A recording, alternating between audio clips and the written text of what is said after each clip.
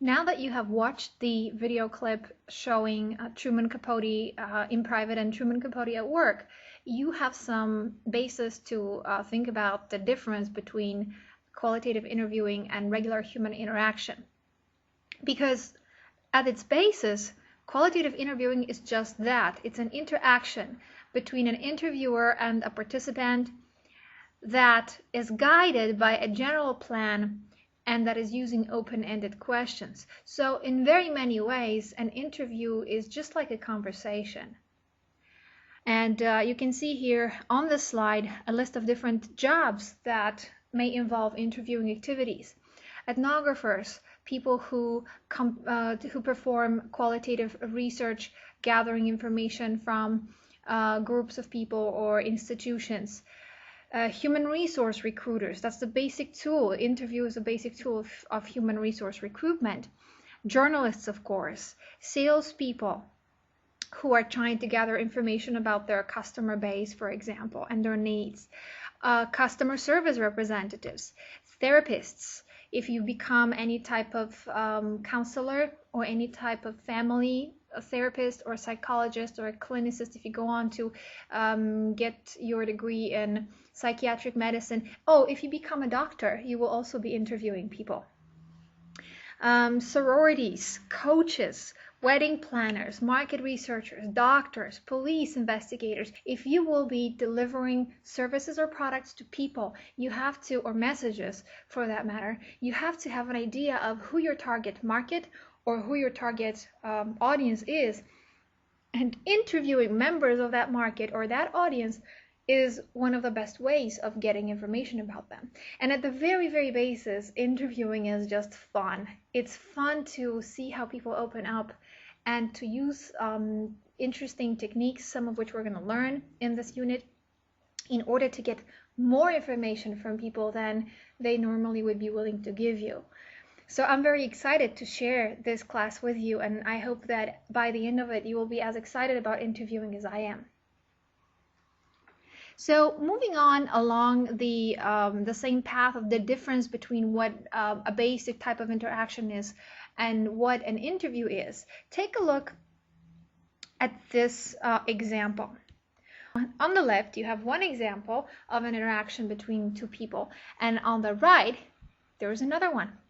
I want you to take a moment and look at them and read them, and then think for yourself, which one of these is showing an interview?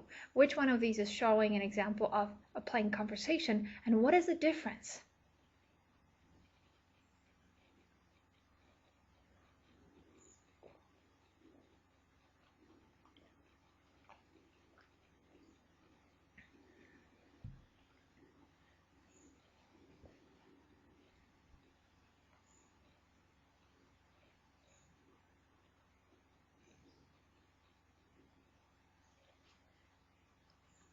If you said that the left-hand example is an example of a typical conversation and the right-hand example is the example of an interview, you were right.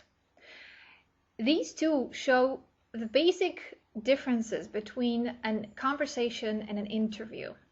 One difference is that in a conversation, we try to be somehow interesting and attractive to our interaction partner. We are trying to make a good impression. We, of course, speak about ourselves a lot because that's part of maintaining our image. So that's why here the person that is the interviewer, actually, I labeled them interviewer, chips in and says, "Oh, I love that one too." And you may have noticed, if this were an interview, if this were a real interview, you would notice at this point the roles are switching. The interviewer is no longer the interviewer, they become an informant, and the informant, which is what we call the person who usually gives us the interview, is no longer the informant, they become an interviewer. So when you are interviewing somebody, you will not want to allow situations like these to happen. Of course, sometimes people will want to ask you questions, and you got to go with the flow. If you feel that this will make them more comfortable, if you disclose some information about yourself, then definitely go for it. But most of the time, you are the one in control. You are the one asking questions, and you are the one guiding the flow of interaction. So the two main characteristics of an interview are that, first of all, we are not trying to be the one at the center of attention. We are sort of in the background. The informant is the shining star of this interaction. The informant is allowed to to show their attractive side, to show the wealth of information about themselves, whereas the interviewer is simply sitting and listening and asking for information. Your book uses a very good term to describe this, and they call a good interviewer a socially acceptable incompetent. It means that I come into the situation acknowledging that I have no information and you are my source of information. So I am incompetent in whatever it is that I'm going to ask you about. You are the expert. I am like a student or a learner. I'm socially acceptable because I am still observing the basic norms of interaction. I am pleasant. I am friendly. I tell you why I need this information. And I try to some extent to establish a positive relationship with you, but I am not at the center of attention. I am not the one divulging, providing information and expertise. So socially acceptable incompetence, that's one mark of a good interview. The other one is that even though you are the socially acceptable incompetent, you are in control of the flow of the interaction.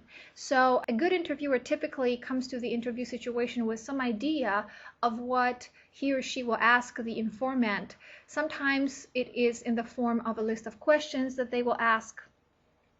Sometimes it's just a general list of topics they want to cover, or sometimes just an overall thought in their head of what it is they want to know, but they always know that there is some particular type of thing they want to find out in greater or lesser detail.